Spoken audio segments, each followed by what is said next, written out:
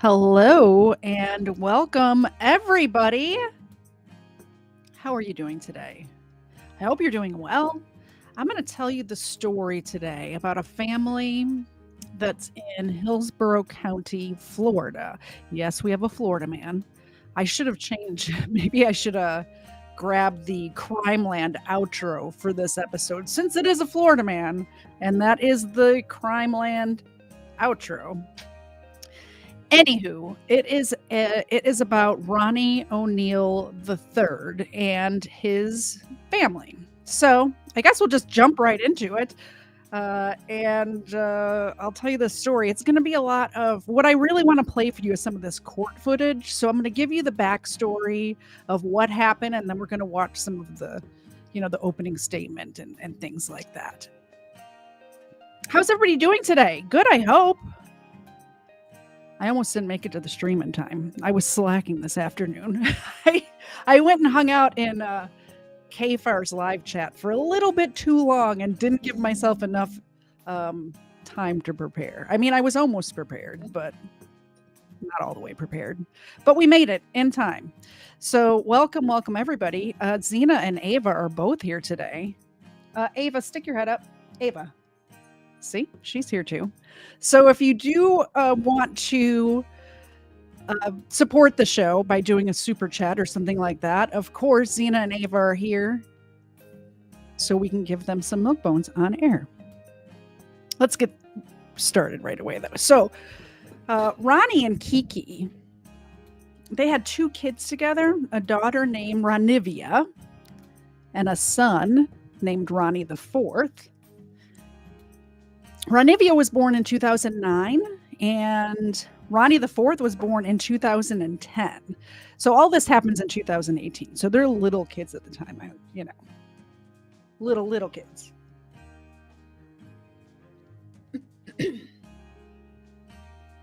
Ronivia was born with cerebral palsy, and she was also diagnosed with autism. She was nonverbal for the most part and was bound to a wheelchair almost her whole life, although more recently, coming up to 2018, she was beginning to be a little bit mobile and only had to use her wheelchair part of the time, not 100% of the time. So that's good.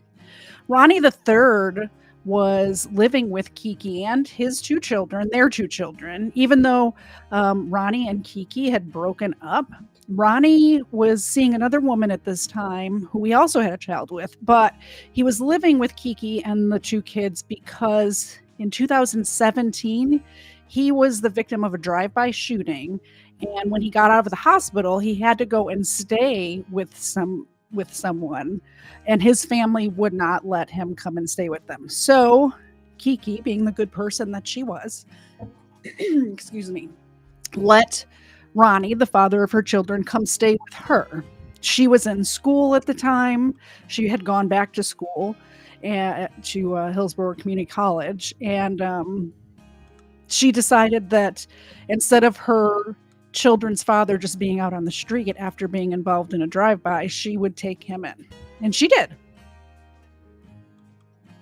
Ronnie III recently had converted to Islam, and he wanted his family to convert to Islam as well.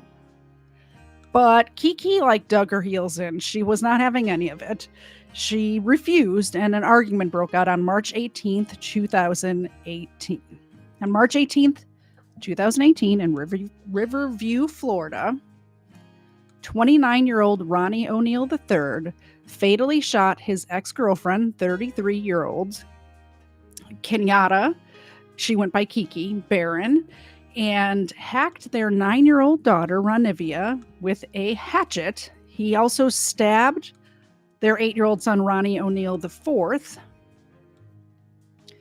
who survived. And he told the detectives as soon as they got there that my father shot my mother before he was medevaced to a Tampa hospital. At 11:43 p.m., the first 911 call comes in to Hillsborough County. It's believed to be Kenyatta. I think they've proved at this point that it was Kenyatta. And you could hear a male caller in the background saying, "She killed me. Don't come outside," and "Allahu Akbar." And then at 8 minutes later, a second 911 call came in. So let me play that 911 call for you. But first, thank you very much for the super chat, Erica. We're going to give the doggos some treats before we get into this horrific 911 call. Oh, they're so excited. Look at Zena's giant blockhead. Thank you very much, Erica. I appreciate you.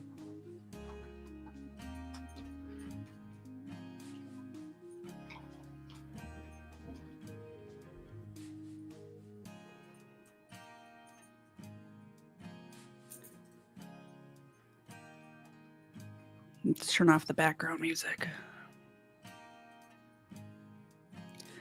So this is the first 911 call that comes through that night of March 18th.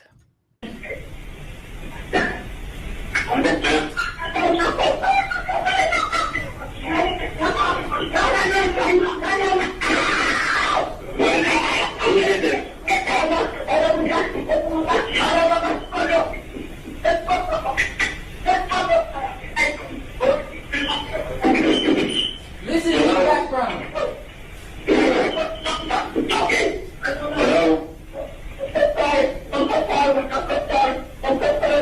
What is the address you're at?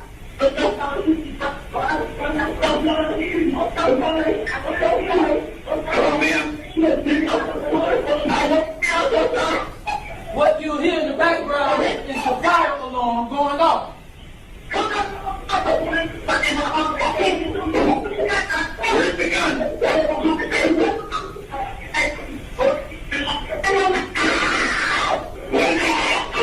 Who did this?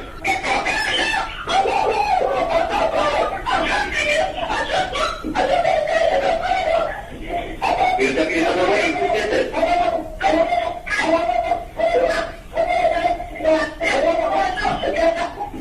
You hear it in the background.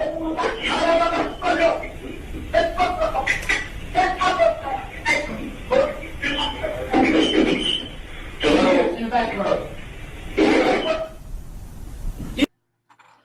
Okay, so that was the first 911 call that came in. And then right after that, the second 911 call. So Kiki called first, and all you heard was background music, background voices. It's very hard to hear, but she's clearly in distress.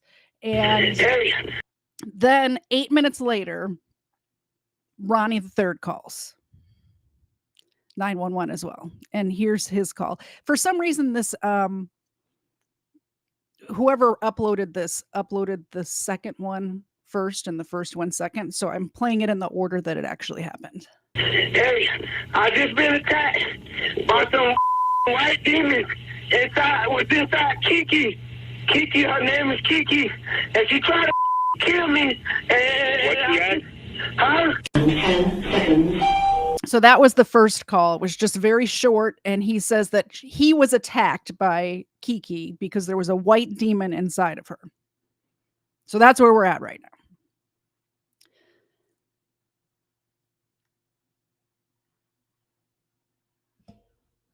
So let's do the opening statement first. So this dude decides to represent himself. And this is the opening statement to the jury. So just so we're clear, he attacked his ex-girlfriend, the mother of his children. His special needs daughter, hacked her up with a hatchet, attacked his son, Ronnie IV. He shot the ex-girlfriend twice. Then when it was a shotgun, so he only had 2 shots. Then he beat her to death with the shotgun. He then went back into the house and poured gasoline on his 2 children and lit them on fire. And this guy decided to defend himself. Here's his opening statement to the jury.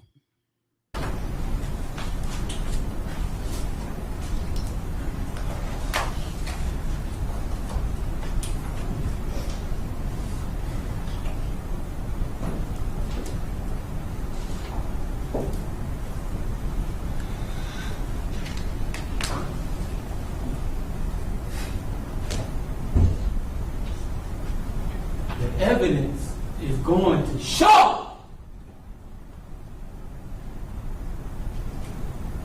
that we are under some of the most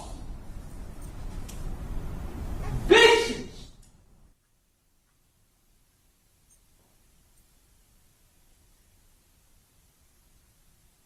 lying,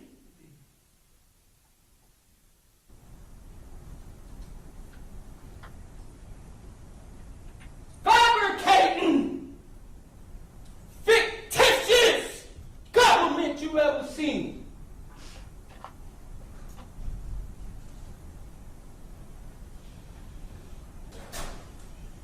By the time it's all said and done, you will see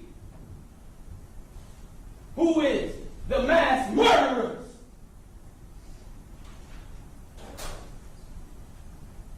in Tampa Bay, the state of Florida. You will know why what occurred on March 18, 2018 occurred. And the evidence is going to show that law enforcement tampered with evidence to meet their such high burden of proof. Because originally, it wasn't enough. So we had to tamper with evidence. Since it was such evident already, but we still had to tamper with evidence. Okay, so that's a good question, Erica. His defense is that, oh, wrong one, is that Kiki attacked the children and he killed Kiki because she had attacked the children. That's his defense. So that's what he's going for here. Evidence is going to show my son did not see me murder his mom. The evidence is going to show He's pulling the old Chris Watts defense is what's happening here. he did not see me shoot his mom.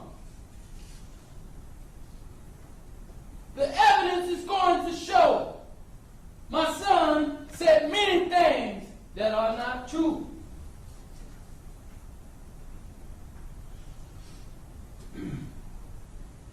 The evidence is going to show that I called 911 during Kenyatta Barron's 911 call. But all of a sudden, it ends up after I called Kenyatta, after Kenyatta Barron's call was made. Now I'm calling 911. But originally, I called 911 without even knowing she called 911 during her call. But the evidence is going to show that your representatives and law enforcement, local law enforcement, wanted to make it seem like I'm some kind of menace to society. And I ran after killing Kenyatta Barron, knowing that authority was on the way to kill my own children. I wonder why I would do something like that for no reason. And I'm standing here competent as can be, representing myself today.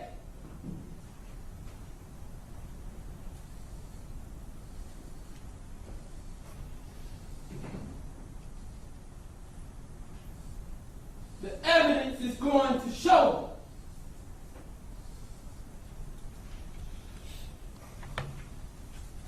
My son did not witness me viciously beat his mom to death.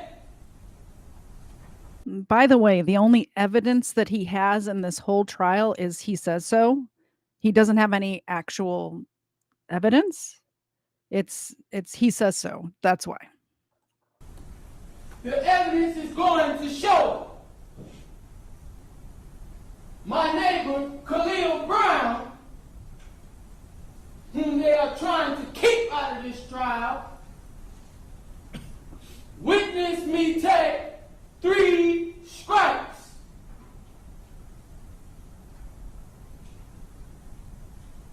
The evidence is going to show that law enforcement and this administration wanted to make me look like a menace to society. So they added several mini strikes on that video and audio that you just heard. And they added several statements that I did not say.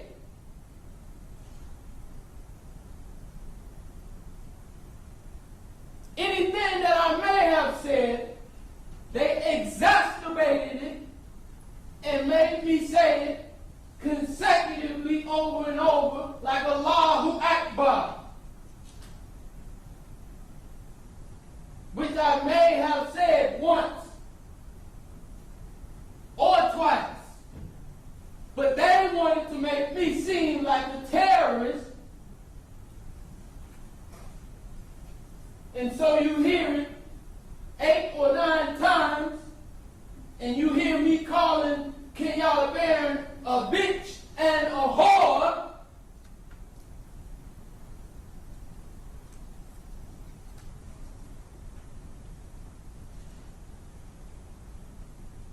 The evidence is going to show.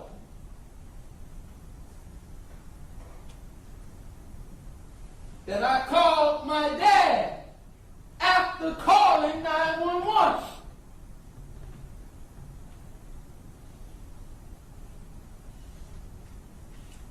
But that call is all of a sudden missing from the T-Mobile records that we have acquired from T-Mobile.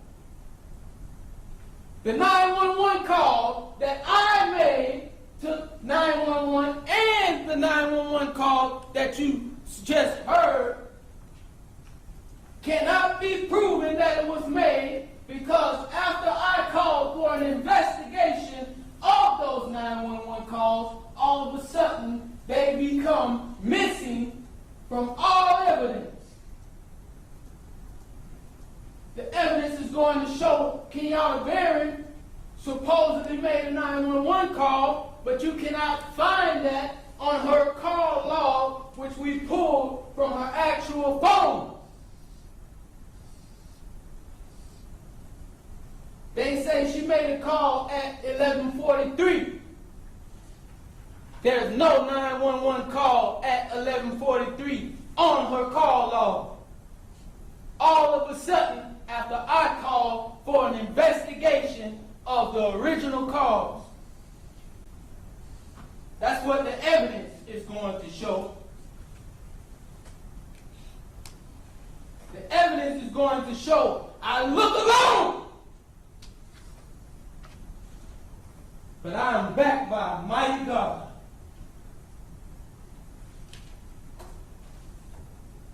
The evidence is going to show I love my children.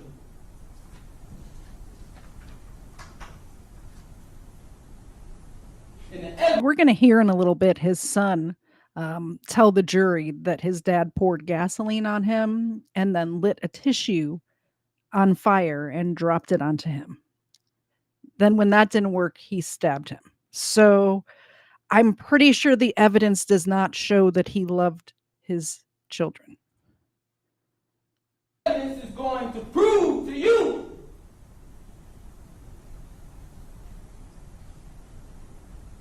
that this whole entire case has been tampered with and fabricated before it's all said and done. I can guarantee you that.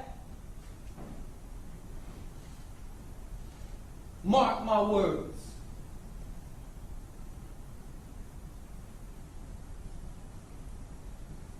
The evidence is going to show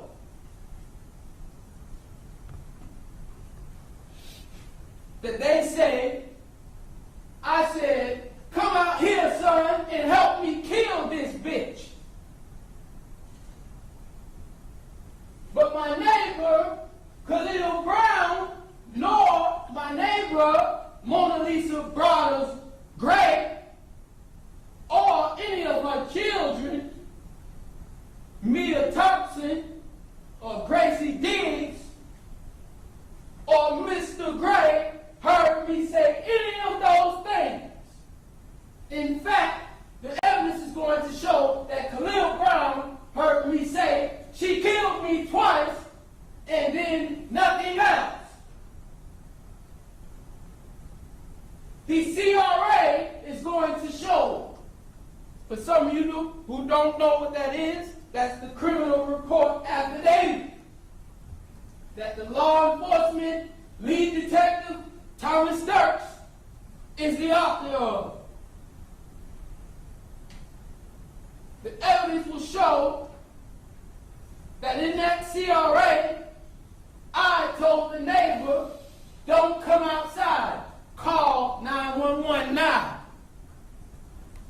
But you don't hear that on this audio for some reason.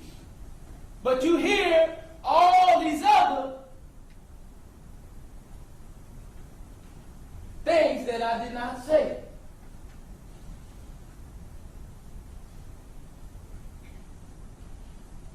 That same CRA will have the statements of Khalil Brown saying that he saw me take 3 strikes. The look on the judge's face during this is priceless, by the way. That's one of the things I noticed. I watched this live when it was happening. This is several years ago. I want to say the trial was in 2021. And this judge just has a look on her face. Like it's almost like the Darrell Brooks trial where the judge just has to have so much patience when someone like this is representing themselves. You have to let stuff go. And I mean, this face just kind of says it all. With that shotgun,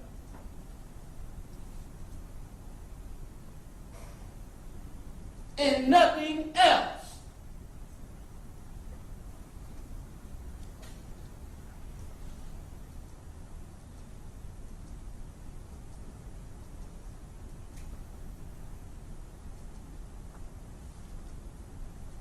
The evidence is going to show that Mr. Harmon here says that that big chunk missing out of her arm was a bird shot. It was not a bird shot. And whatever kind of shot it was, if it was a slug shot or a bird shot, where's the missing pieces of her arm?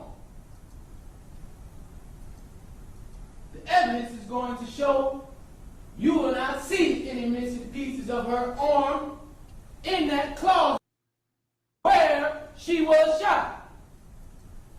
You should see some evidence of. Why did it stop? Uh-oh.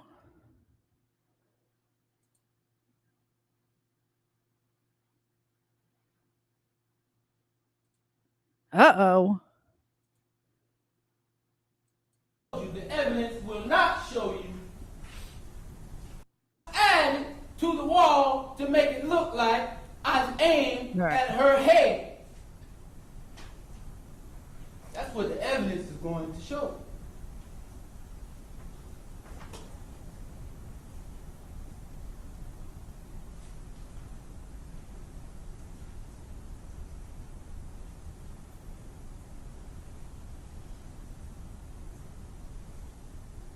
Remember I told you the evidence will not show you that my son witnessed me beat his mom to death, nor did he witness me shoot his mom. In fact, he didn't witness much at all. And the evidence will show that my son said my dad shot my mom. It's the correct statement. If you want to cite statements, if he even said it.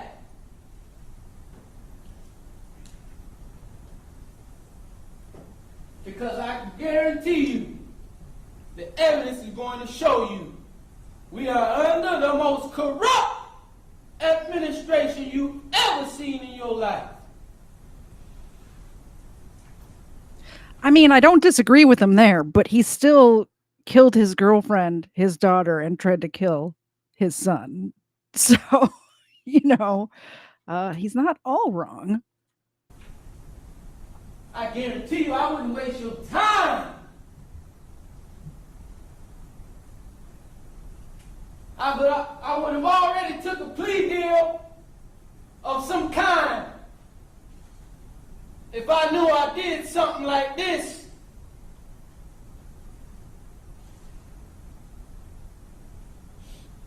Because most people don't even go to trial when they know they killed somebody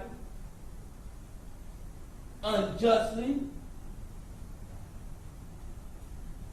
The evidence is going to show you who the killers are.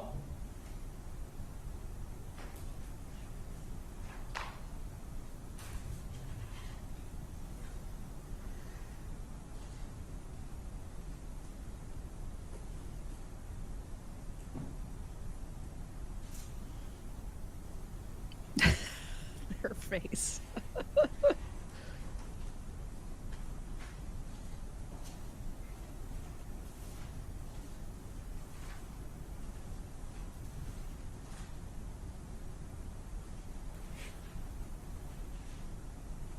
I'm pleading not guilty to the charges of premeditated murder, attempted murder, aggravated child abuse or battery, arson, resisting arrest without violence.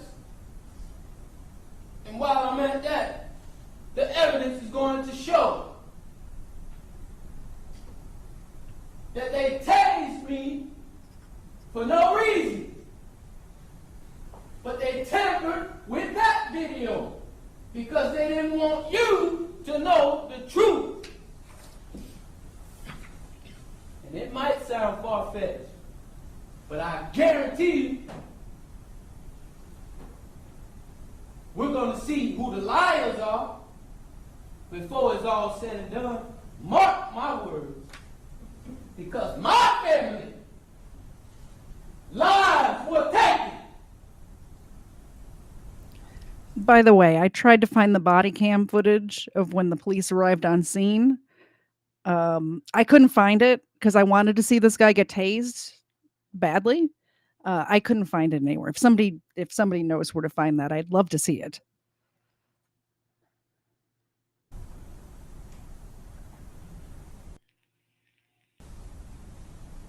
When my daughter was done, this is what the evidence will show.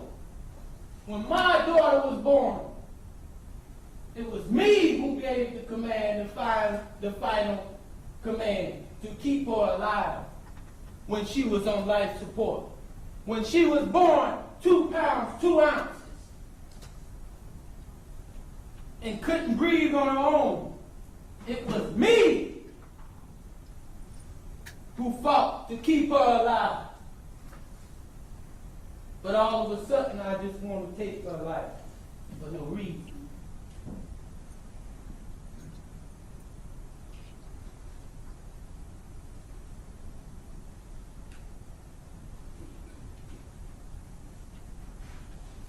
I'm asserting justifiable homicide because I acted in self-defense and moved to protect myself and my children. from Kenyatta Barron. So this is his whole defense, is that Kiki killed the children, or tried to kill the son, killed the daughter, just out of nowhere, by the way. From all accounts, she was a very loving mother. Not only did she work, but she went to school and managed to find time to go to all of her son's football games and things like that. So just out of the blue, out of nowhere, tried to kill Ronnie Jr., Ronnie the IV, tried to kill Ronnie the III, this guy that you're looking at, and killed the daughter. So he was defending himself and his children's lives. This is the whole defense.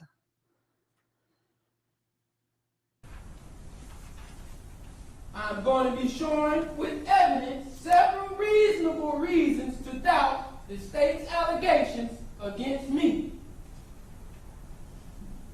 The evidence will show that the state cannot prove that I premeditatedly killed anyone because I didn't have any time to reflect or plot and plan as if everything happened suddenly and spontaneously.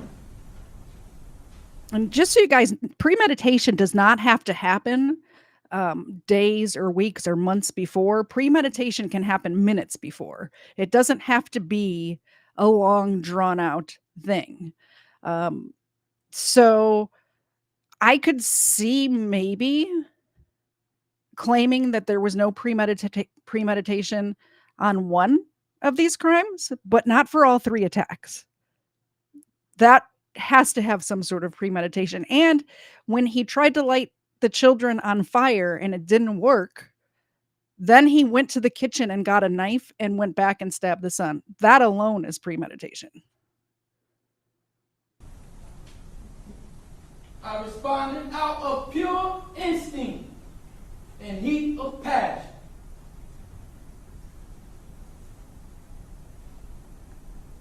Eliminating any kind of premeditated design. And let me just say, the evidence will show that since the state plans to kill me, if they can say that I killed my family unjustly, they plan to premeditatedly kill me. So they cannot say or deny me the right to premeditatedly kill Kenyatta Barron if she killed my children.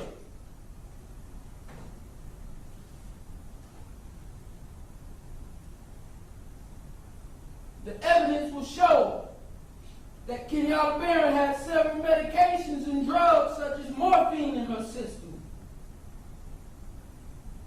The evidence will show she had a domestic history and was arrested for domestic violence that same year.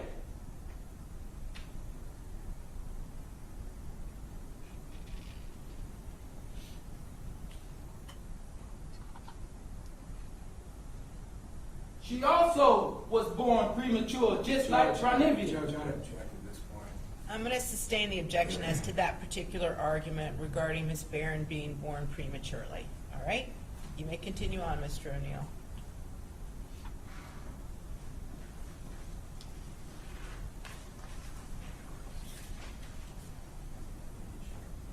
I didn't even state the basis of his objection. I've ruled, Mr. O'Neal, okay? I understand, but I have to state the basis of my objections, right? Well, that is correct, and I just assume what the objection is. So go ahead and state it for the record, Mr. Harmon. Proper argument. That's sustained.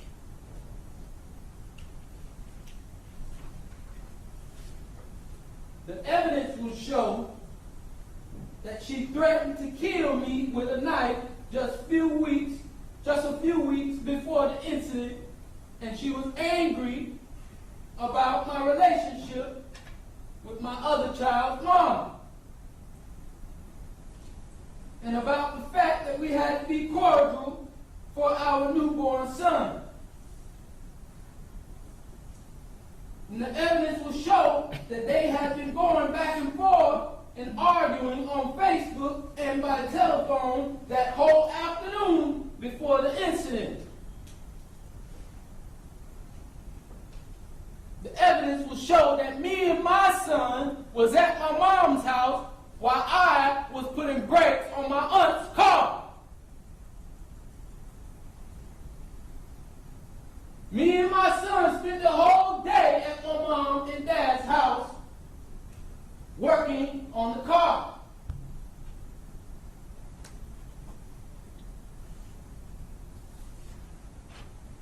When we came back home, I never knew she was arguing with my child's mom, my other child's mom, the whole day. That's what the evidence will show.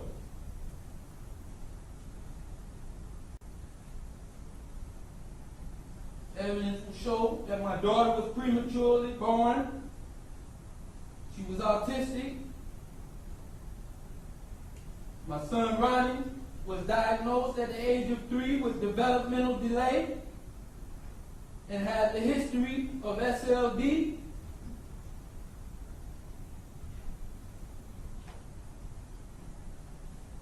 The evidence will also show that he was present but does not remember accurately or consistently what happened for many reasons. He's talking about his son, Ronnie IV, right now. He was 7 years old when this happened. He was 7 years old. It gets even worse. This guy put the shotgun in his 7-year-old's hand and tried to get him to shoot his mother. Then, when he wouldn't do it, when the 7-year-old refused to do that, he stepped on him, poured gasoline on him, tried to light him on fire, and when that didn't work, stabbed him. And he was within inches of his life. So yeah, maybe some of the details this 7-year-old got wrong, but he still knows what happened. He still knows who the devil is in this situation. Making him unreliable when it comes to the actual facts.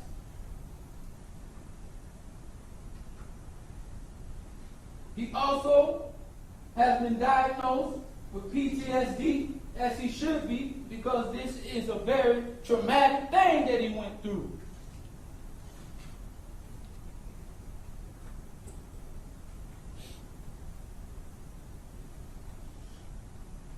He also was diagnosed with major depression disorder, intermittent confusion, and delirium.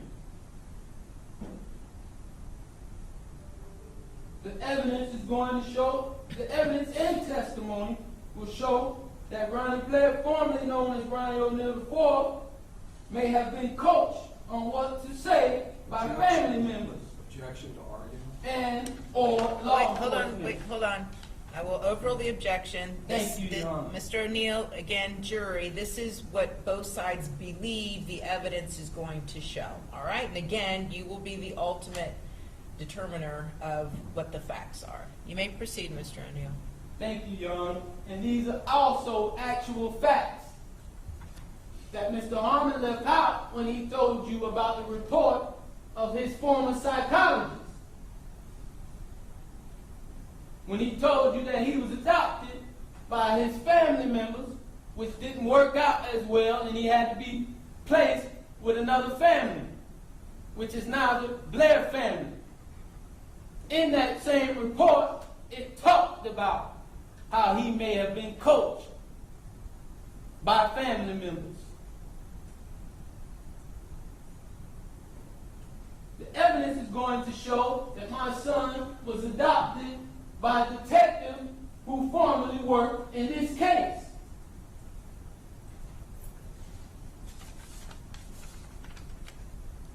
Whom he now lives with.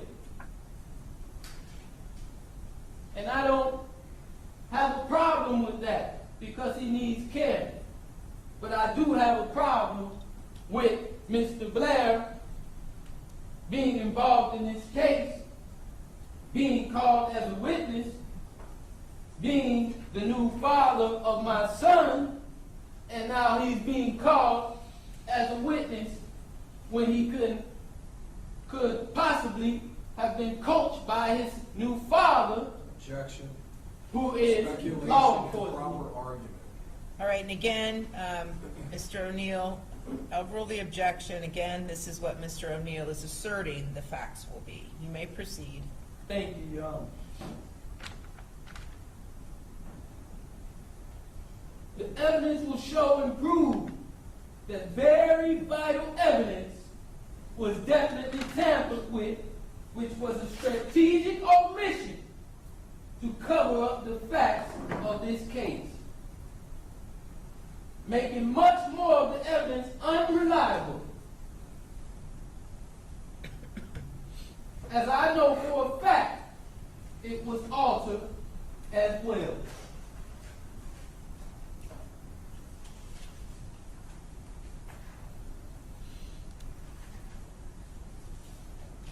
By the way, he doesn't have any evidence to this except for the fact that like there'll be recordings. He's saying like the 911 calls were altered and reports were altered, and the only evidence quotes that he has is that he says that he didn't say that, or he says that they added him in. He only said Allahu Akbar twice, and they added it in 7 or 8 times. It's just his flapping gums compared to what the recordings show.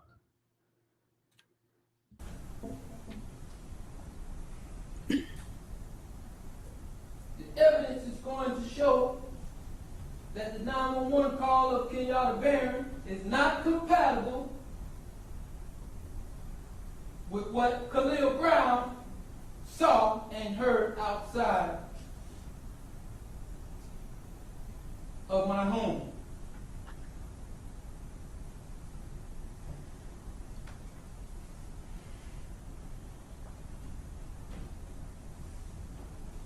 I guess I'll step in here. Khalil Brown is his neighbor that lives across the street or lived across the street.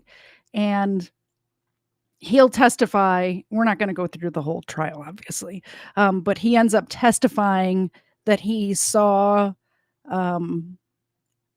Ronnie O'Neal III hit Kiki with the shotgun 3 times, where she was actually hit more than 3 times. She was hit like 15 times with the shotgun. The shotgun was destroyed, not in a fireable condition at all. It was all bent out of shape and stuff.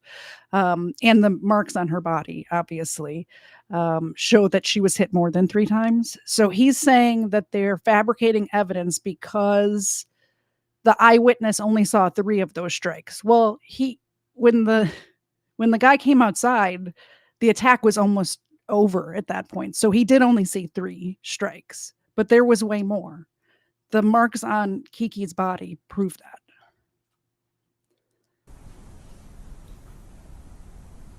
The evidence is going to show, when it's all said and done,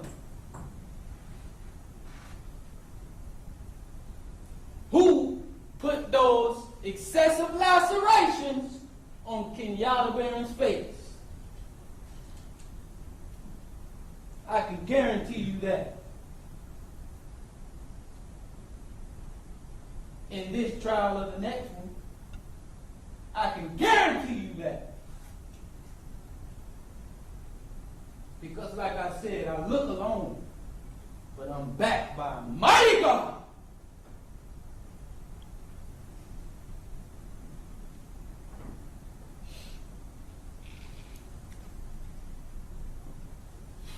And ultimately, it will show that none of the state's witnesses can draw any conclusions, especially because they didn't see anything that refutes my self-defense claim and theory. And nor can the state do so beyond their very reasonable doubts that will be revealed.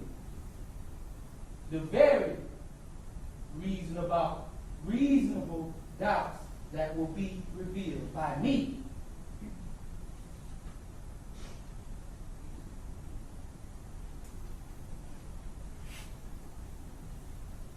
And that's all I have to say.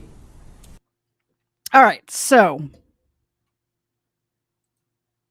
his son ends up testifying, and he's able to cross-examine his son, and it is shocking,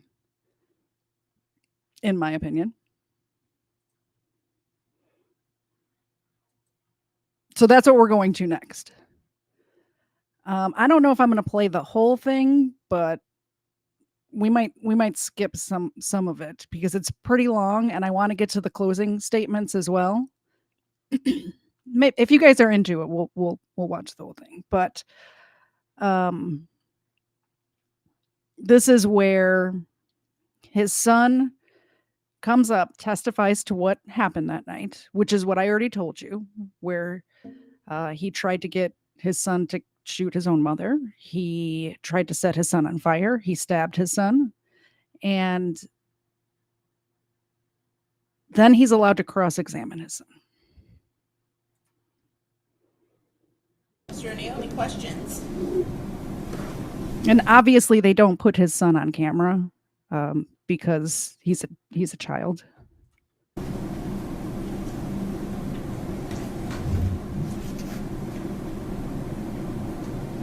Also, another thing that this court did that I think is great is that they allowed the child to testify via video feed, so he doesn't have to be in the same room with the man who tried to kill him, which I think is great because I can't imagine the trauma and the fear that this kid has for this guy.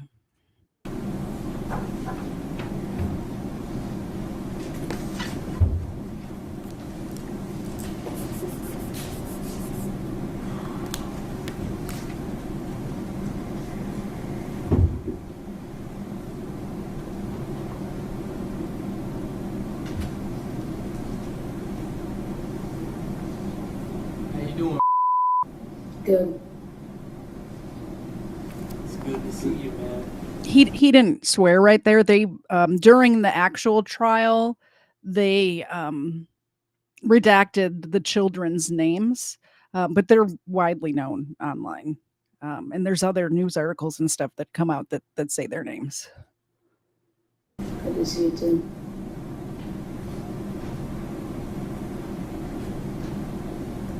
Do you remember talking to some attorneys that came to see you and they said that they were there on my behalf by the name of Jennifer Spradley, Carolyn Schindler? What's the objection? Improper impeachment. I'm not impeaching. Okay. I'm asking a question. Well, the question on the table is if he recalls the attorneys coming to see him. He can answer that question as far as yes or no, but then we'll see what the next question is. So you can go ahead and answer that question. Do you recall that event happening? Yes.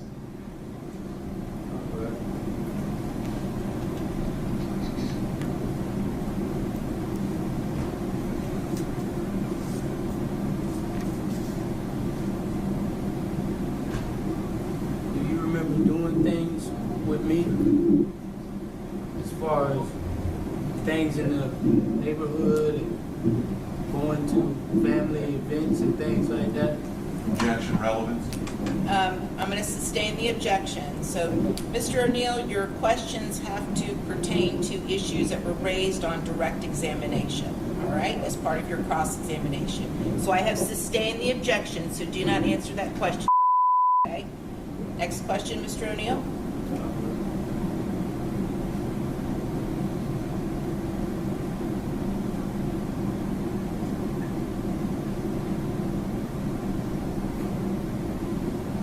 Do you remember doing an interview with Detective Dirks?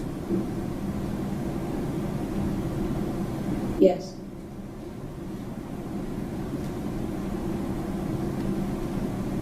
Did you guys go to basketball and football games and things like that together?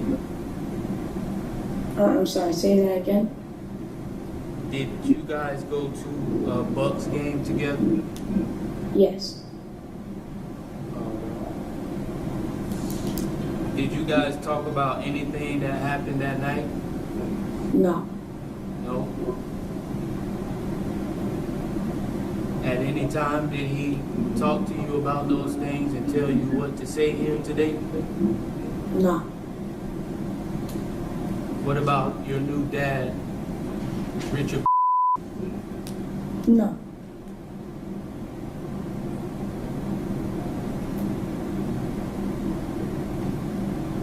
All right.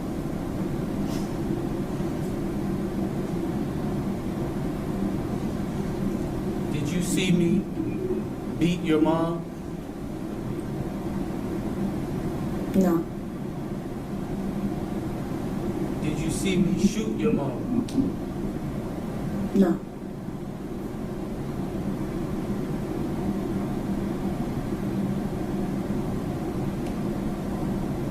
Just so you guys know, the son heard it all happen from his room. He didn't see it. He heard it happen, and then he saw his mom afterwards.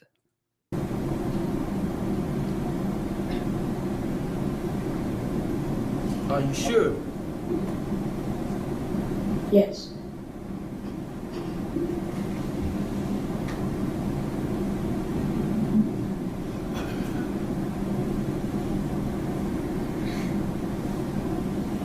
Do you remember doing an interview with a woman named Jennifer Miller?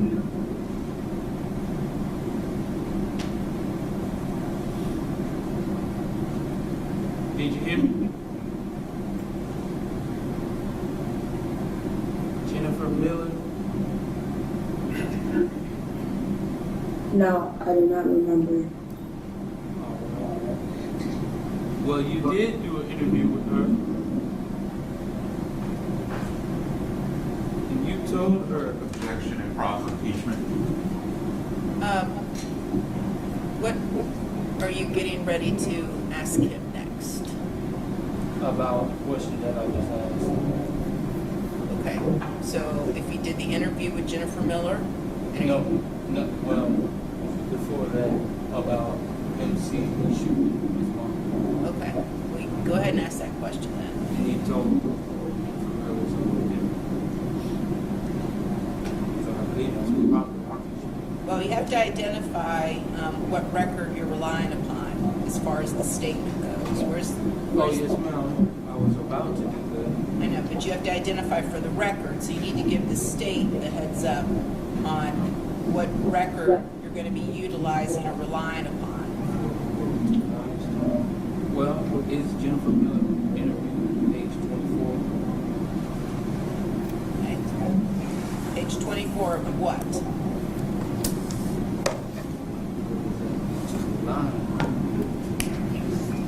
15. Is that from a deposition or from a report? That's not from the report, it's an interview. That's sort of a deposition from Jennifer Miller. All right, State, do you know what Mr. O'Neal's referring to? I believe this is a forensic interview, a very short interview. Okay, so go ahead. Page 24, line 15. Do you remember telling her after she asked, she said, and then you said that there was a shooting outside and then in your sister's closet. And then she said, who was getting the shooting? And you said, my mom. And she said, your mom, okay. And did you see it happen or did you just hear it happen or something else? And you said, I heard it and saw it. Do you remember that?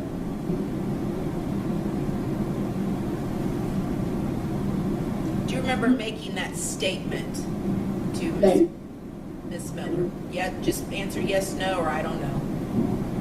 like saying that my mom shot. No, let me ask it again. You replied to Jennifer Miller's question. She asked you who was getting the shooting, and you said, your mom. And she said, okay, did you see it? And you said, I heard it and saw it. Do you remember saying that?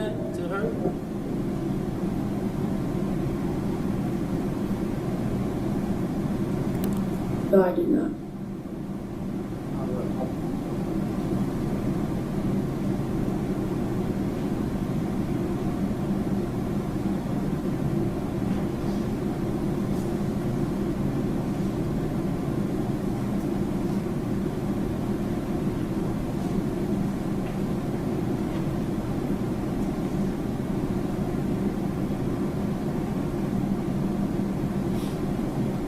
But you did hear a shot that night. Is that correct? Yes.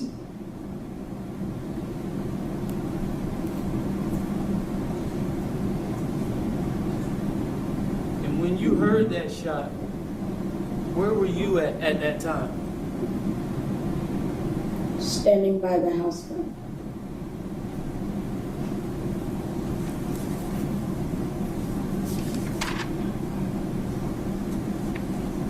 This line of questioning makes no sense. It's making himself look more guilty. The kid remembers less now than he did right after it happened. And he's bringing up the stuff that he said, that the child said right after it happened. So it's kind of making him look guiltier, in my opinion. What do you guys think? Let me know in the chat. I think it's making him appear more guilty than if he would have just asked the child, did you see me shoot your mom? Did you see me hit your mom? And the kid said no. If he would have just left it at that, now he's bringing up, well, you told this person that you did, doesn't make any sense.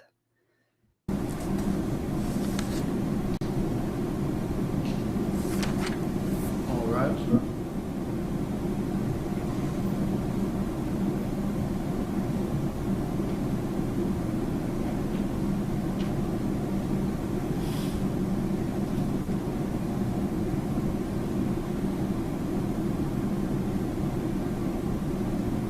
Do you know where your mom was shot at? And what part of the body she was shot in? Do you know anything about that?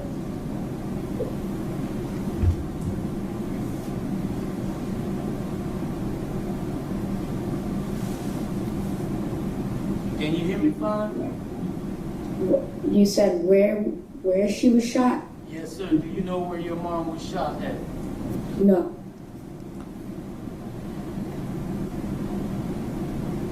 Deposition, page 68.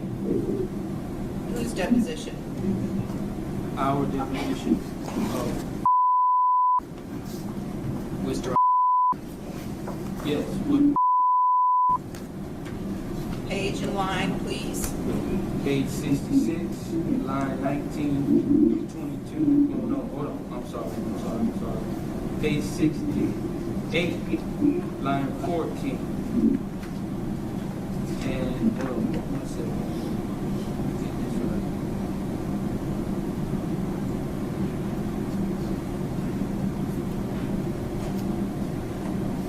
Oh, I'm sorry. This is not a deposition. This is page 3 From what? of 23.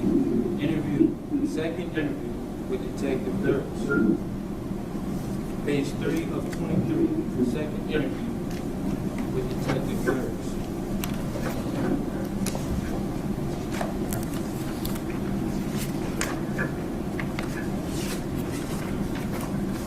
All right, and what is the question? Ma'am, just a moment. Hold on, I'm sorry. Hold on 1 second. Let the state find what you're referring to. Okay, you may proceed. All right. And so you said you do not know where she was shot. Is that correct? Yes. All right. Well, did you know that you told Detective Dirks during your interview with him? You said that I shot her in the stomach. When you say I shot her, you need to be a little more Well, specific. You just said in the stomach. He asked you, where did your mom get shot? And you said, in the stomach. Do you remember that?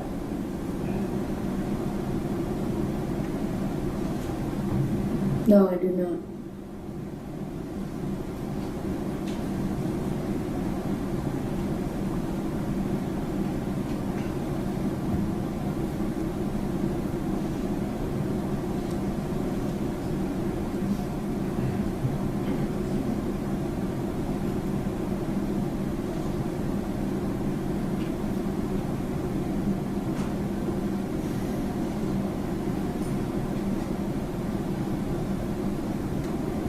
said just a while ago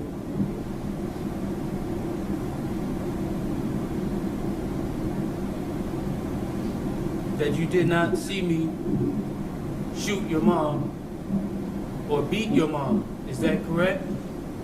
Yes.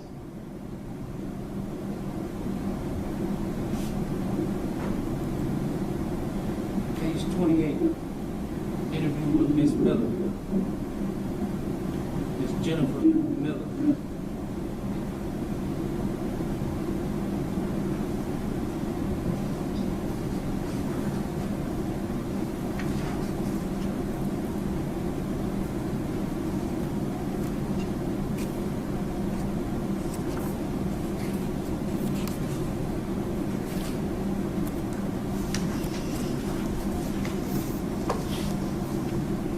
Do you remember telling Miss Jennifer Miller that you saw everything and I was outside? Do you remember that? She said to you, did you hear?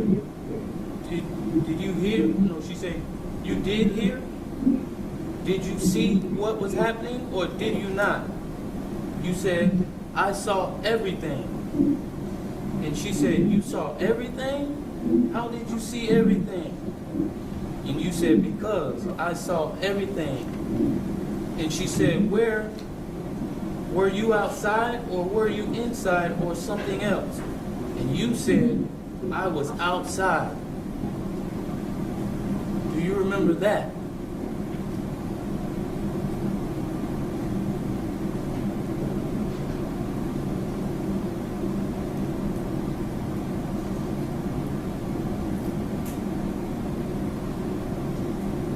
The question is, do you remember saying that to someone named Jennifer Miller? Or do you remember saying that to Jennifer Miller, that you were outside and that you saw everything? No. All right.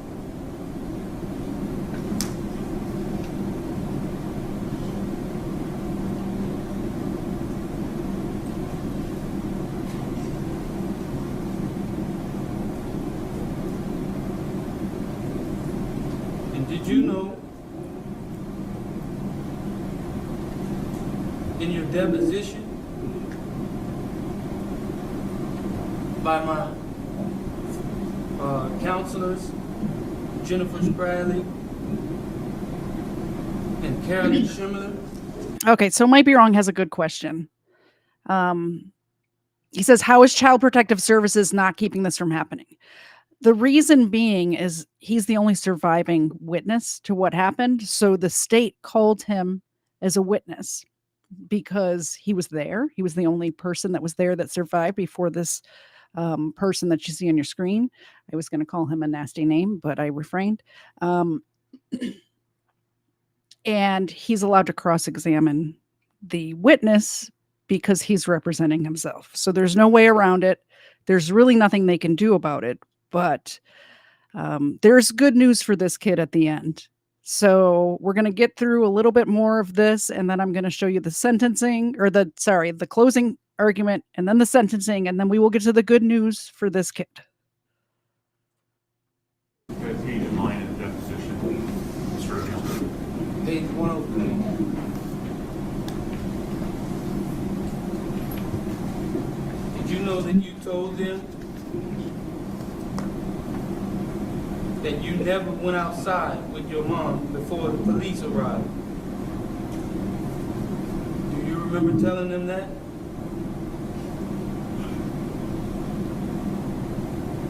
She asked you, she said, okay, so is your mommy ever inside of the house when anything is set on fire? And you said, no, she was outside. And she asked, okay, and are you ever with your mom outside the house? And you said, no. Do you remember telling her that? Yes. You do. All right.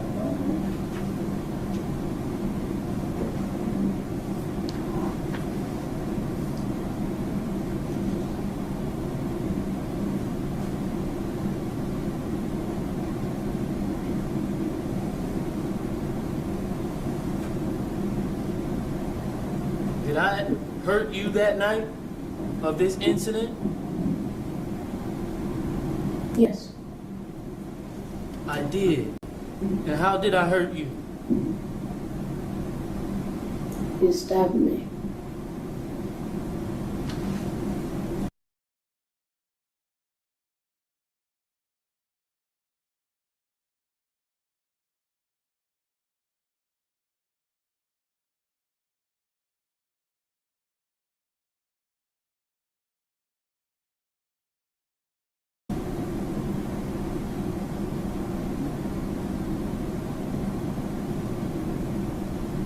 Second interview. Detective Can you give Dirks. us a date of that interview? You date and time? March 26, 2018. Don't remember the time, but it was official. Who was the interview with, Mr. O'Neal? The interview was with Detective Dirks, Okay. page 20 of 23. Do you remember telling? I did it. I spoke while I was muted. I was just saying that that last 10 seconds, if that didn't crush your soul, hearing that child say, "You hurt me, you stabbed me," I don't know what's wrong with you, because it crushed me the first time I heard it. Um, that that was all. And of course, I will give Xena and Ava another milk bone because I tried to talk while I was muted. Detective Dirks.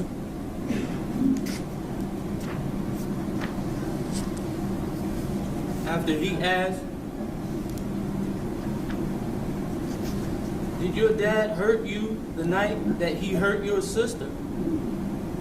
And you said, no, he didn't hurt me. Do you remember that?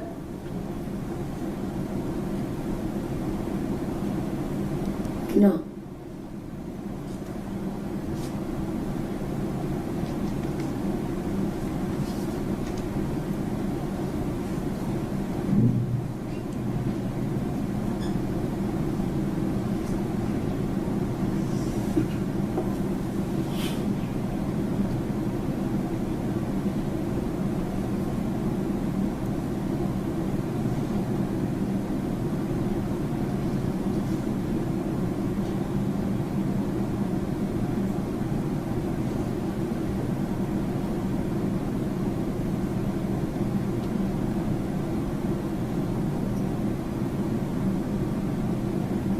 And you said just a while ago, I stabbed you with a knife, right?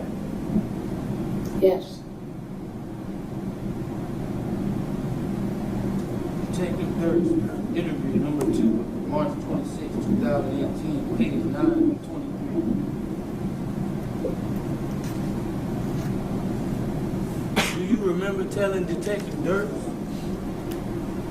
when he asked you, when did he hurt you with a knife?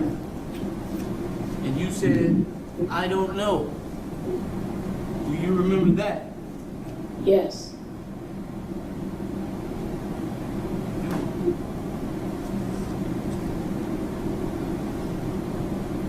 We're going to skip ahead a little bit because it gets very repetitive.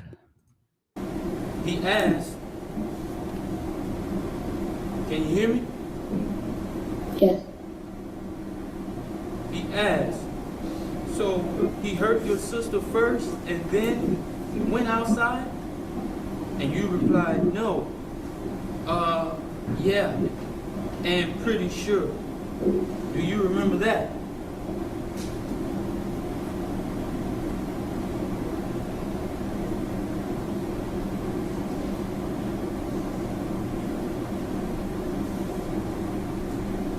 Question is, do you recall telling Detective Dirks that statement? No.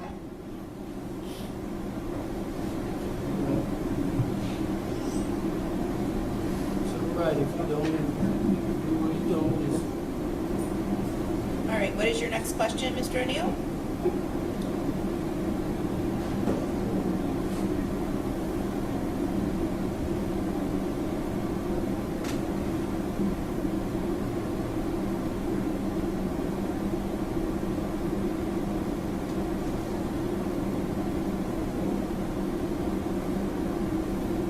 What do you remember happening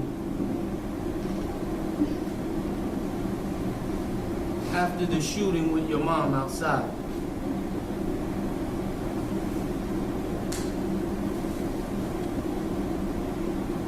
You coming back inside and you getting my sister and then putting her in my parents' room and then you hit her with an axe. Okay. Jennifer Miller, page 29. Do you remember telling Miss Jennifer Miller in an interview? She asked, what happened after the shooting with your mom outside? And you said, Hold on, what page of the Jennifer Miller interview, Mr. O'Neal?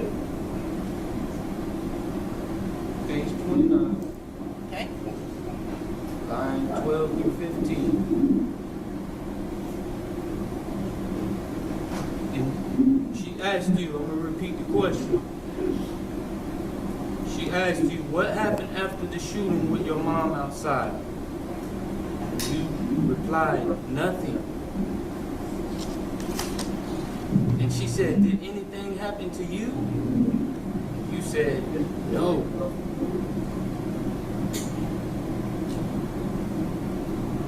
Do you remember that? No.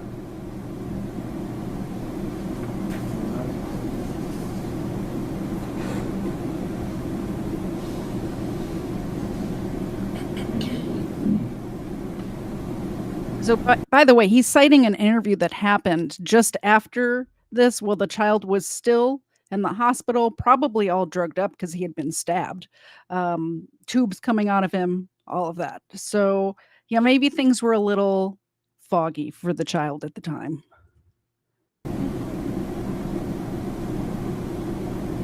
So you just said a while ago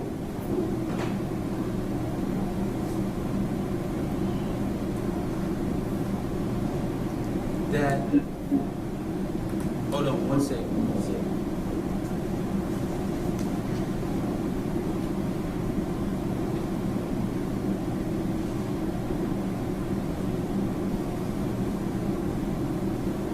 Now you just said a while ago that I came back in and took your sister from her room to your mom's room and hit her with an axe, right? Yes.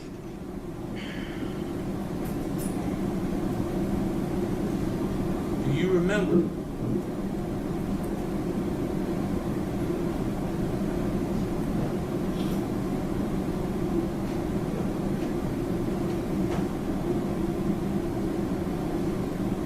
One second, just trying to keep up with all of this.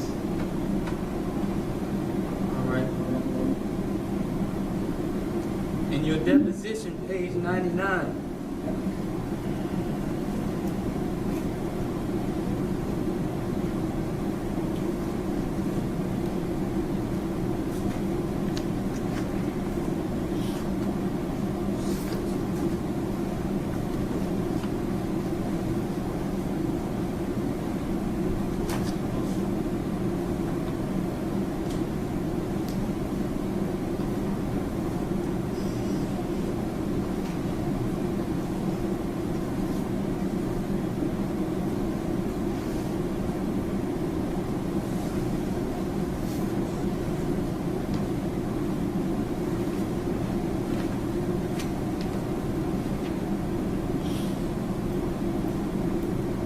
Deposition, page 99, you told her,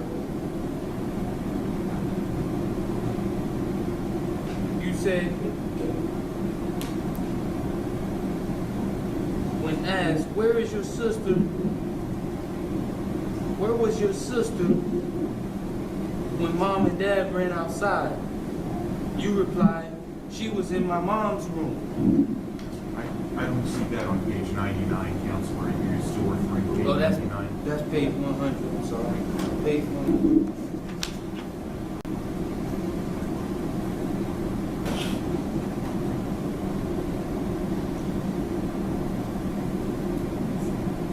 Did you hear the question, son? Yes, I did. Uh, Do you remember telling my attorneys in your deposition when they asked, where is your sister, when mom and dad ran outside? And you replied, she was in my mom's room. Do you remember that?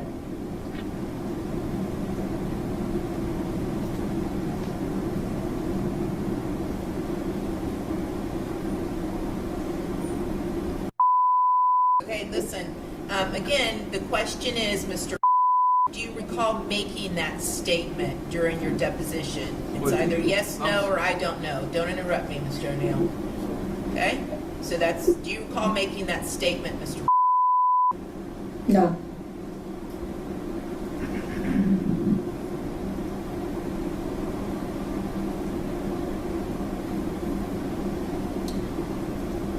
I'm sorry, on page 99, you told them you don't remember when she went from her room to your mom's room.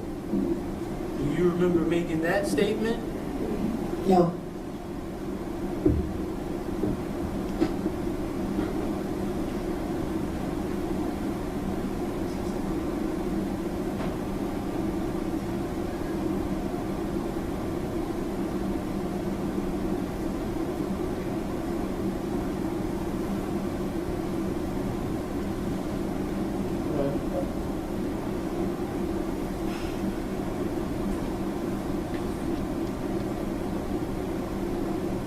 Now, you just said a while ago that I told you to go get some things. What did I tell you to go get? A knife.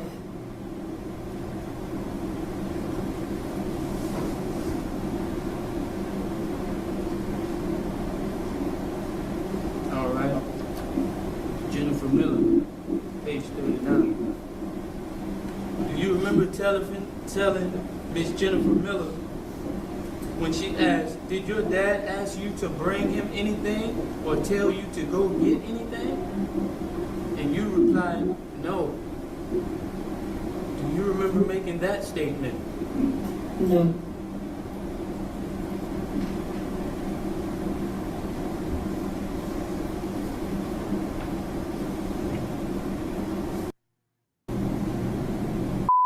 Do you recall making that statement to Jennifer Miller? Yes. And do you recall my attorneys asking you the same question? They said, Page of mine, Mr. O'Neal. oh, page 30. Oh, I'm sorry. So, page 104, line 22 and 23.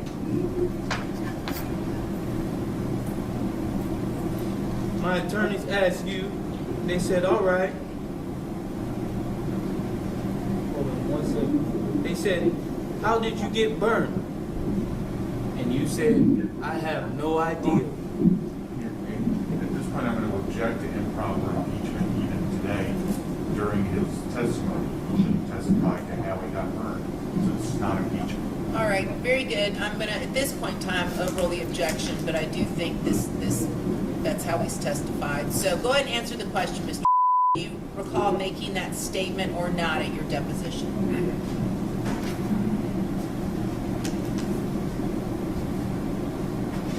Do you remember making that statement?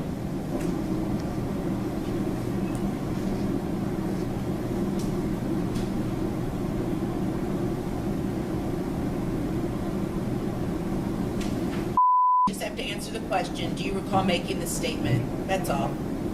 No.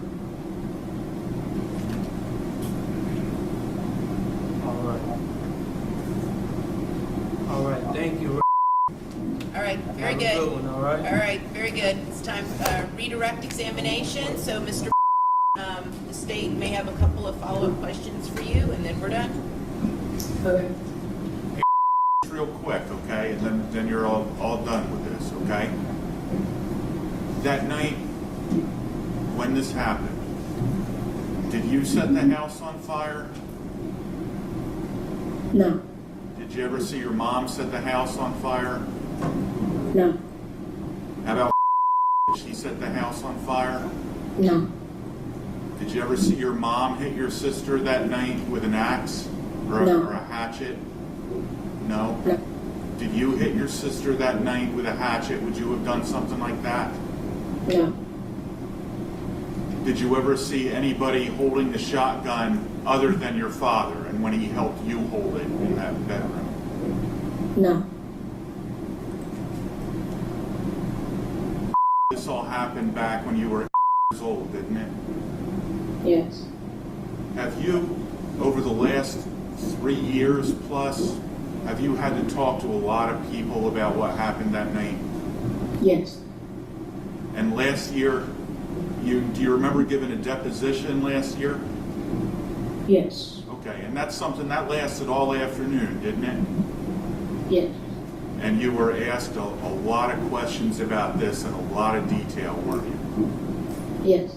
About things that happened when you were years old. Yes. And when you gave your interview to Detective Dirks, were you still laying in a hospital bed when that happened? Yes. And when you were laying in that hospital bed, did you have tubes in your arms and you were hooked up to some machines and stuff? Yes. I have no further questions, Your Honor. This witness may be released. Okay, so the closing argument is much shorter. So we'll get to that. Then the sentencing, and then the good news for Ronnie IV.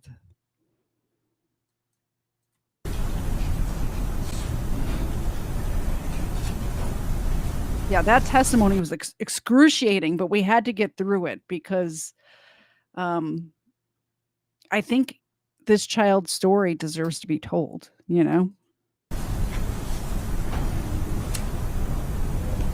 Mr. O'Neal, you need to By the way, if you have earphones in, it's very similar to the opening statement. So just a warning. speak audibly so that the jury can hear what you're saying. Yes, ma'am, I haven't begun yet. I was talking to my father.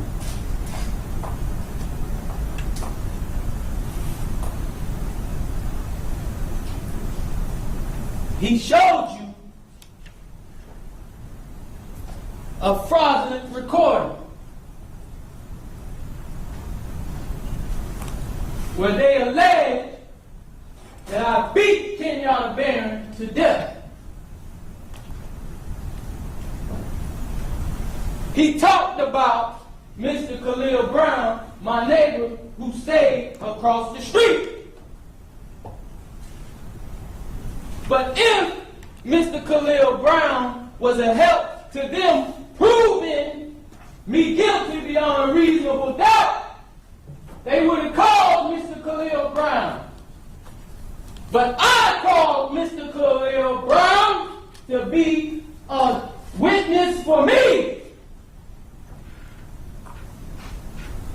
And I didn't ask him to lie about one thing that he saw that night. I asked him to tell the jury exactly what he saw that night. And you have to ask yourself why that is. Because he's playing a fraudulent damn recording of me beating Kenyatta Barron 15 damn times when that did not happen. And like I told you earlier, you will know the truth, whether in this trial or the next one. Better believe it. Because if you think I'm here to play around with y'all, God damn it, I'm not. All right, Mr. O'Neal, please stop using swearing language. It's not appropriate in a closing argument. Or ever.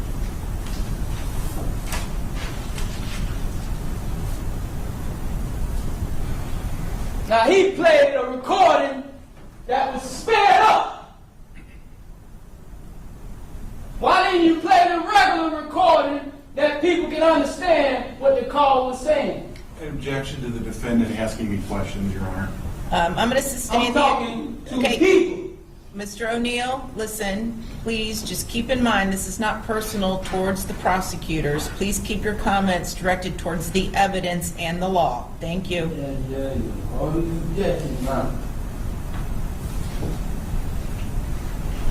I know for a fact Kenyatta Barron's recording from her phone did not record calls sped up like that. I'm going to object now. He's talking about facts, not in evidence of what he knows.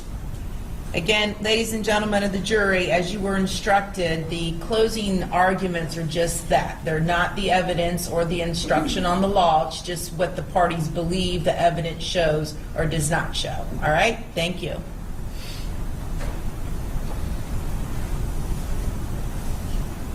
You heard Mr. Khalil Brown. You've been hearing me for 2 weeks now, telling you that they committed criminal acts against me with the 911 calls and that fraudulent video that they just showed y'all. Now, I'm gonna prove it to you. You heard Khalil Brown. He said that he was actually sure that I only hit Kenyatta Barron 3 times. You heard. I called him to tell you that. I ain't running from nothing. That's the neighbor that I was telling you about that only saw him strike Kiki 3 times. It's because he didn't see the whole beginning of the attack, not because this guy only hit her 3 times. It's the witness only saw 3 of the 15 or 18 hits. They didn't call Khalil Brown to tell you that. I did. You have to ask yourself why that is. Because I want you to know the actual facts.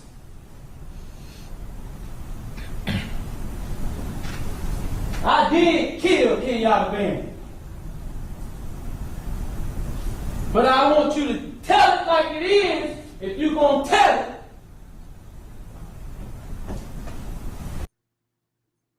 All right, let's get to the sentencing because we need justice. This judge was so patient through this whole trial. As patient, I would say, as the Darrell Brooks judge. I forget her name. But they have to be so careful because they don't want to leave room for an appeal.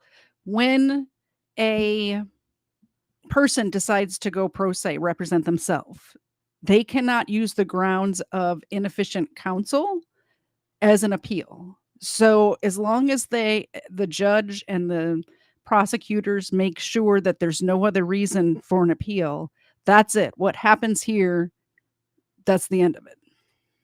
You that can be very charming and very likable, and with all due at the beginning, there's a part of you that can be very charming and very likable, and with all due deference to your counsel, they're all excellent lawyers. But I have to tell you, I think that your representation of yourself also aided in saving you from the death penalty. I really do. I really think that.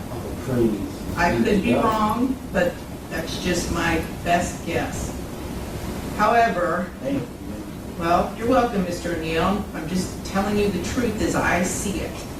However, 19 years I've been at this job. I've seen human beings killed at the hands of others in every way imaginable. You name it, I've seen it. Shootings, stabbings, drownings, suffocatings, blown apart by cars in DUI manslaughter cases. Horrible things. This is the worst case I have ever seen as far as the facts go.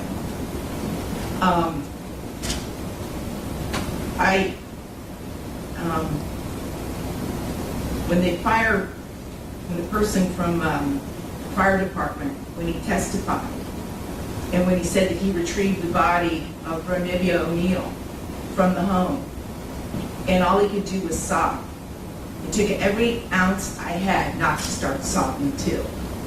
Because there is no way any person with any feeling could have witnessed or seen the photos of what occurred that night and not be haunted for the rest of your life. I know I will be. For the rest of my life, I'll be haunted by what I saw as far as the evidence and just the abject cruelty of it all. The abject cruelty. And I was aware, because I reviewed a lot of the discovery ahead of time, as you well know, did a lot of in-camera inspection of a lot of documents. And I was aware there was some evidence, at least, that when you needed to recover from your gunshot wound, that neither your parents nor your Aisha, Miss Robinson, would let you come recover at their home. I don't know if it's true or not. I'm not going to get into a dispute. I'm just mentioning there was some evidence referencing that in the records. And all I could think about, because I knew that Miss Barron was not with you romantically at the time. And I knew that she just out of the goodness of her heart let you come stay with her. And it is beyond tragic that that critical decision ended in so much horror for her and for her children. It is unspeakably cruel what happened as a result of that one decision.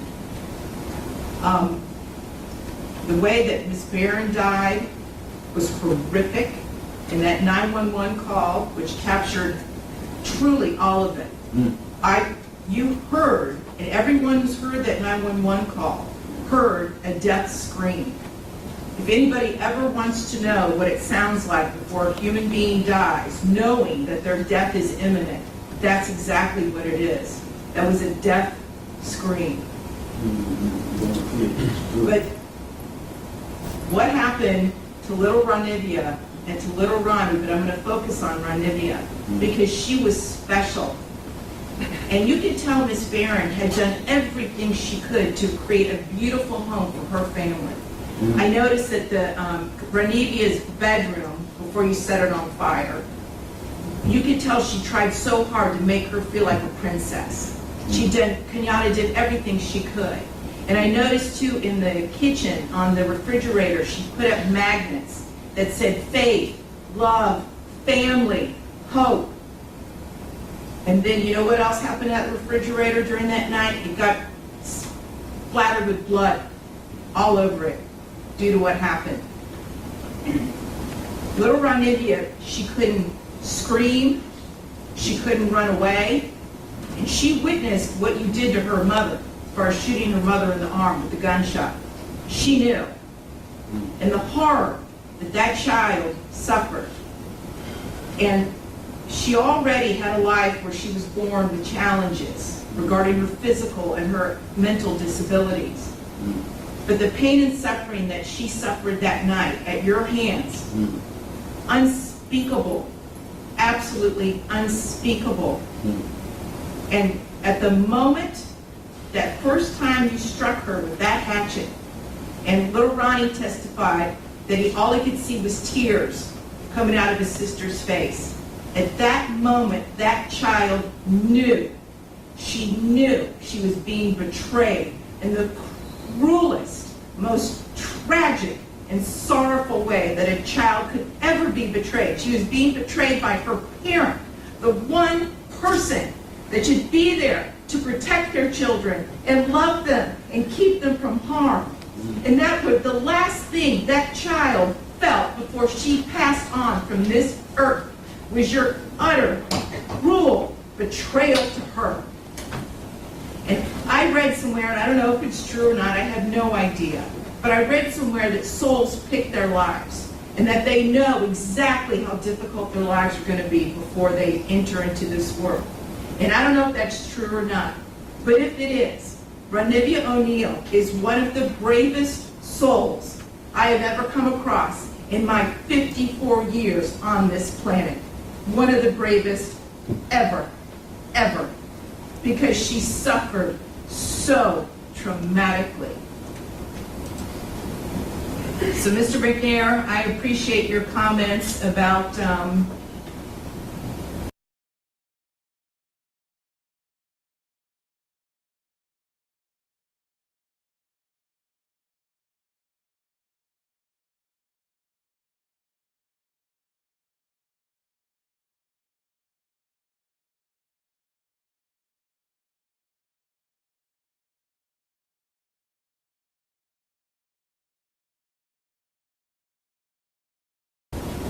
He's still here, maybe behind that pillar.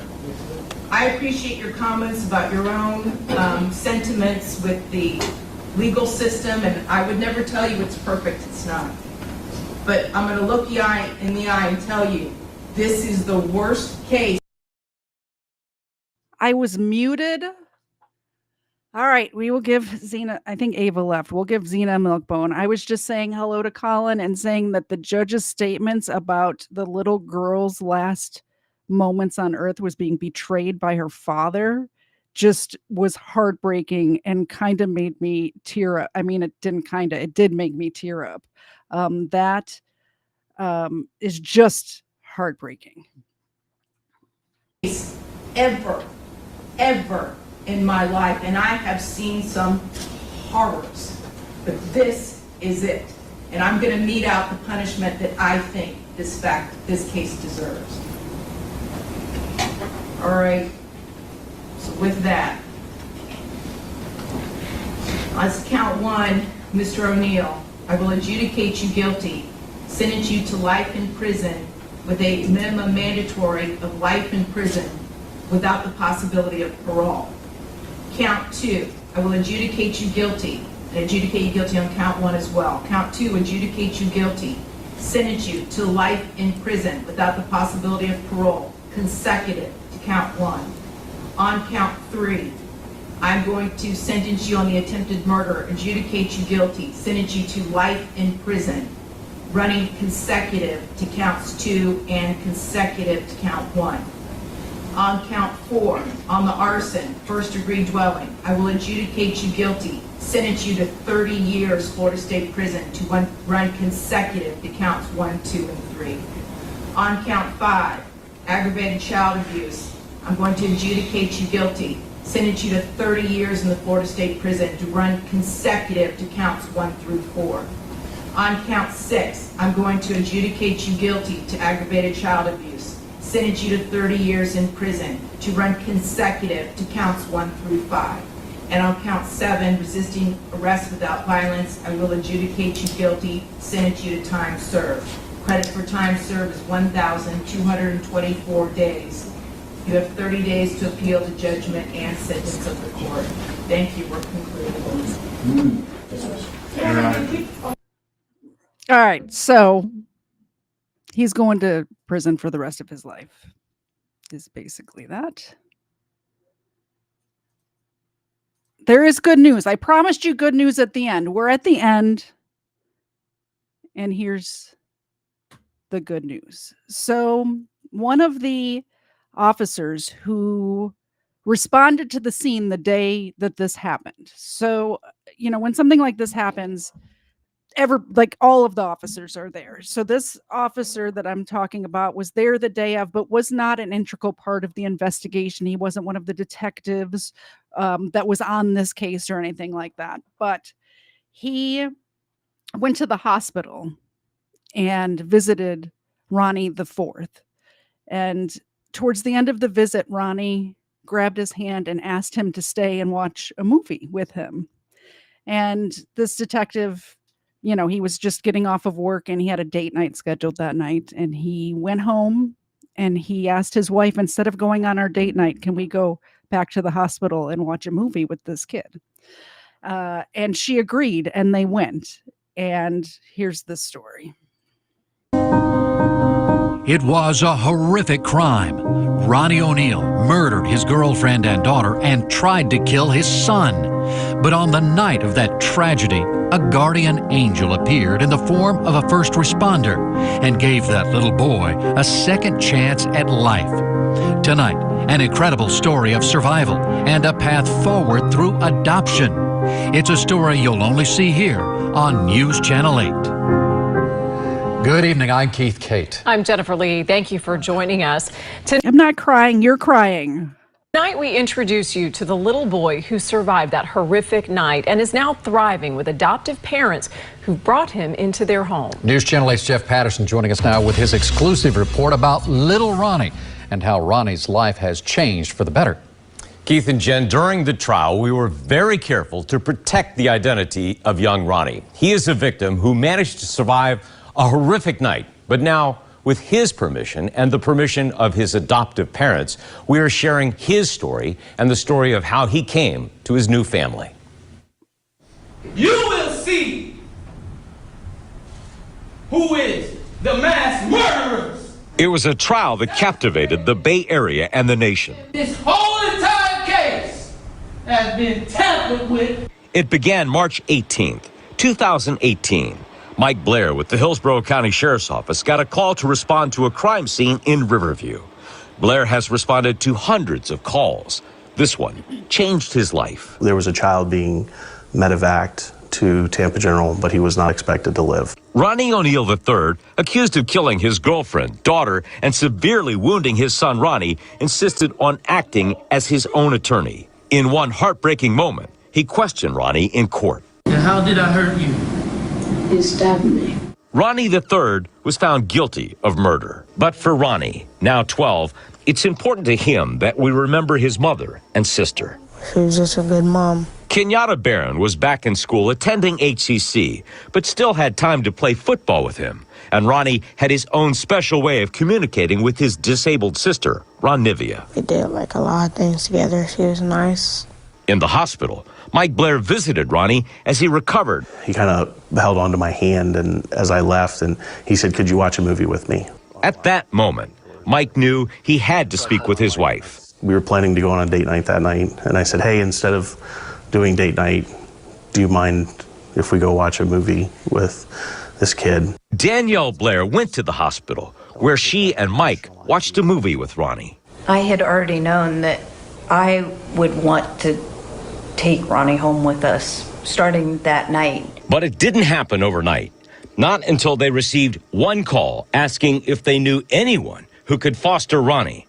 That call became their calling. I was driving by our church when the guardian is asking, "Hey, do you know of somebody who can help us out?" Danielle Blair had prayed for this moment. I started praying that God would soften Michael's heart and say, okay, yes, we have a place that Ronnie belongs. Now Ronnie has a new family and 5 new siblings who've accepted Ronnie into their lives. One of the best moms and dads. They take care of me. It's become more than just a new house for Ronnie. It's a home. They even have a family mantra. As it goes to the family, and it's, "I am safe, I am loved, and I'm part of this family." Remarkable people. The Blairs have 5 children of their own, and those children actually encourage Corporal Blair to bring Ronnie into their house and into their home, into their lives. Ronnie is now receiving physical therapy for his wounds and mental health care to help him through this process and everything that he has gone through. What a good-looking family now, though. I think we were all captivated by this story, to say the least. And it was Ronnie's decision to speak, wasn't it? Why now? Why did this young man want to speak out? Well, he felt he was very limited during the trial of what he could say. He was very much prepared for that, but he didn't have a chance to say how much he loved his mother and how much he loved his sister. That was important to him.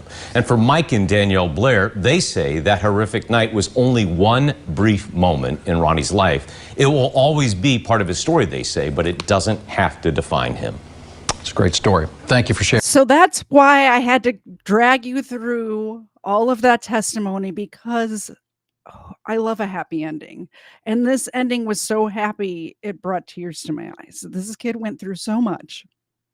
And I'm so glad that he, through adoption, has a family. He has 5 siblings. I have a lot of siblings. I know what that's like. There's definitely ups and downs, but they all seem to love him very much and accept him. And he is loved. He is wanted. And I'm hoping, and this was a few years ago, I'm hoping he's still thriving. And like the newscaster said, it will always be a part of his life. But at least there's a future to look forward to for him. Anyway, that's the story. That's the show. I hope you guys enjoyed it. It's a little different than what I usually present. It was more of the trial, which I kind of like doing. You guys will have to let me know in the comments down below if you like this format as well. I watch a lot of trials, or I don't even really watch them so much as I listen to them throughout the day while I'm doing other things, but I'm listening to one right now. It's actually wrapping up on Monday, I think, about a car crash that happened here in the Atlanta metro area a few years ago where the guy was running from the police and crashed his car and killed his two buddies that were in the car with him. Um, that's an interesting case. Maybe I'll cover that. Maybe I'll cover that once the trial concludes. Personally, I think he's guilty as heck, but he says he was not driving the car, that one of the men who passed away was actually driving his car. Doesn't make a lot of sense, but they were here visiting from Memphis. They were all partying all night, drinking and smoking, and with a big group of people that were here from Memphis, and he ended up killing two people. We'll see if the jury agrees that he was guilty. Next week, we're just going to do a Crime Land episode, I think. I don't know if you guys know, but I was in a slight car accident this past Monday. So this research for this was already done, which is why I was able to present this one. But I've kind of been not feeling 100%. I'm still not feeling 100%, much better than I was Tuesday and Wednesday of this week, but not 100% yet. So I'll dig back into research and let you know what I have coming up after the Crime Land episode next week. Thanks for coming, everybody. I hope you enjoyed the rest of your weekend. Hey, make sure you hit the like button. Make sure you hit the subscribe button and the bell, because I may just surprise you with another impromptu weekday episode this week, just because I love you guys and I love hanging out with you. We'll see you next time. Bye, guys.